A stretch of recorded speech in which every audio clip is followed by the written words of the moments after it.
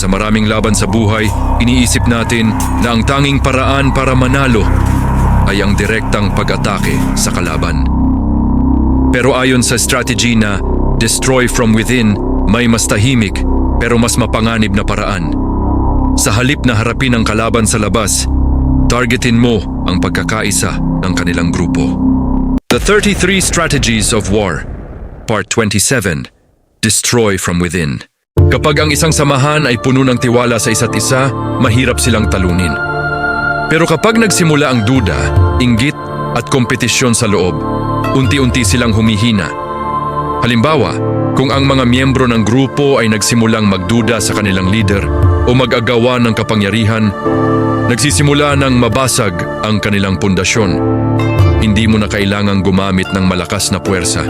Ang kailangan mo lang ay konting intriga, maling impormasyon, o simpleng paglalagay ng ideya na magdudulot ng alitan. Kapag ang kalaban ay nagkawatak-watak, sila mismo ang sisira sa kanilang lakas.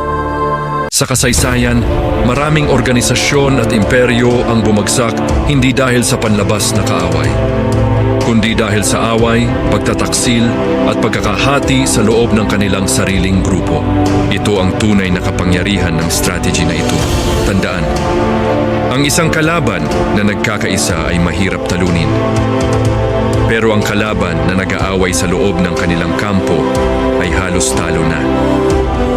Minsan, ang pinakamabisang paraan para manalo sa laban ay hayaan mong ang kalaban ang sumira sa sarili nilang puwersa mula sa loob.